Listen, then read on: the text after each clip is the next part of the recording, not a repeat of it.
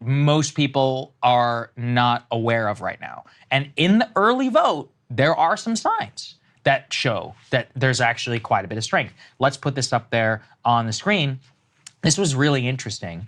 This was what YouGov amongst 48,732 likely voters, so actually a huge sample. And then if you actually dig into it, what you start to look at is the swing from 51% for Kamala Harris and then 47% for Donald Trump. That would, Crystal, would be the same 4 points that Biden effectively won the popular vote by last time around, which could be enough to put him over the edge. And if you combine that with some of the other early vote numbers that we're beginning to see, it could be a sign of strength for him. Yeah, if we leave this up on the screen, this is a large enough sample. This is the largest survey of voters that we will get. Yes, 48,000 likely voters is a preposterously large number.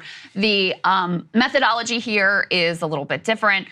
They do a pre and post election interview. The data from that study they make available to scholars. This is something that's done every year. So this is a large-scale survey of political attitudes.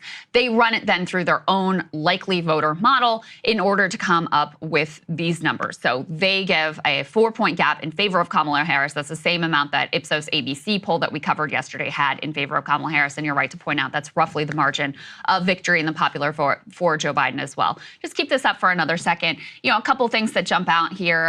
The gender gap. They have Kamala Harris actually winning then 49-48. Very different than other surveys that we've seen. That could indicate they're picking up something that other surveys aren't. They could indicate that their survey is wrong. They have Kamala Harris with a significant gap with women, 53-42. So that's noteworthy. They show her performing basically the way Biden did among young voters, 18 to 39. She wins them 59 to 37. If you look at the rural, urban, suburban split, they have her dominating the urban category, winning the suburban category, which I believe Trump has won in the past, and then obviously losing bad in the rurals to Donald Trump. So that's the data that they show here. And so we can ask the question, okay, well, how has this survey done in the past, since this is something that they do every time? Last time, in 2020, they actually precisely nailed Biden's nationwide percentage. So they got exactly right what percent of the popular vote he would get. However, they did underestimate Trump by 4. So, they got Biden's number right, but they underestimated Trump. So that's, worth noting. They found Trump losing to Biden 51 to 43. The 2016 survey apparently underestimated both Hillary Clinton and Donald Trump, with Clinton taking 43%, Trump taking 39% in their pre-election survey. They would go on to win 48% and 46% respectively. Of course, we remember Hillary Clinton won the popular vote by 2 percentage points, but lost in the Electoral College. So they had the margin was pretty close, and they had Hillary Clinton getting more of the popular vote. But in the end, they actually underestimated both of those candidates. So take that for what it's worth. But the fact that it's such a large sample makes people take this particular survey relatively seriously. Yeah, absolutely. That's why it mattered. Let's go to the next one. This was one that we wanted to highlight too. And actually, we mentioned it a little bit with Logan, but it's still very important to dig into. And look particularly at that Nebraska number. So what they have is that in Nebraska, Dan Osborne, of course, in a tight race there. But more importantly, Dan. I'm rooting for a shock. What they have most importantly within this is that they have Kamala up by some 12 points or so. Yeah, in that special district. Now, the reason why that matters is that special district is Nebraska not only has its own electoral college vote, which is what would put her at 270, 268 if Trump does win Nevada, Arizona, and Georgia, but that Omaha suburb and white college-educated vote was one that Biden only won by 7 or 8 last time around. So it actually shows an overperformance amongst white college-educated voters, which last time was a big precursor for what the 2020 vote ended up looking like and the suburban vote shift. So what it would see is that not only would you have Kamala doing as well as Biden last time around with white college-educated voters, but even better. Now, can we transpose that to the swing states? I mean, not entirely, but it is an indicator of strength with that core demographic group, and one that if it were to bear out on election day would be enough to put her over the edge. Yeah, I mean, if Kamala actually won this district that Biden won by 6, Yeah. if she wins it by 12, that is not consistent with her losing. Yeah, exactly. Yeah, I mean, that's the best way to because it would certainly extrapolate out to, Midwestern states or Midwestern college educated voters or whatever. Like if she is winning these type of districts by a significant amount more than Biden was winning these districts, that would be very indicative. It's one survey, take it with grains of salt, blah, blah, blah.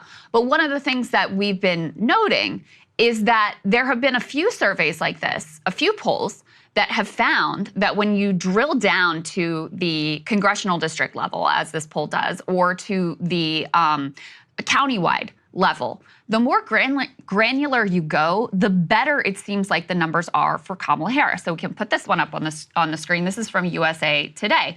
So they found in Wisconsin a deadlocked race, Trump actually with a 1-point lead, 48-47 in the state overall.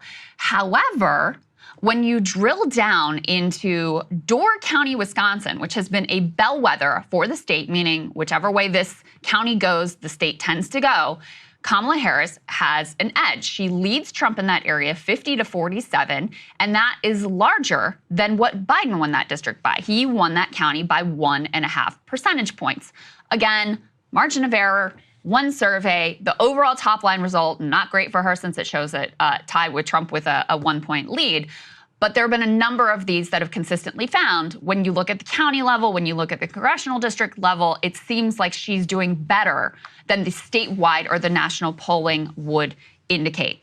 There's another thing that is a positive sign for the Harris people, which is that we can put this up on the screen. Some of the polls, now that you have people who have already voted, right, who have already cast their ballots, some of the pollsters have been breaking out, okay, among people who have already voted, who are they voting for? Who is leading? And these have consistently found an almost preposterously high level of support for Kamala Harris in the early vote, much higher than you would expect given the partisan breakdown of the data that we know from the early vote. So in Arizona, they have Kamala leading, this is according to Marist swing state polls, among early voters 56-44. In Georgia, they have her leading 55-45. In North Carolina, they have her leading 55-43. This person opines, yes, these are essentially crosstabs, not weighted to be representative of that population, but it is an unmistakable pattern.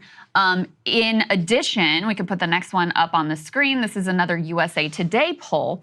They also looked at voters who had already cast their ballots and asked, okay, well, who did you vote for, you person that has already voted early by mail or early in person?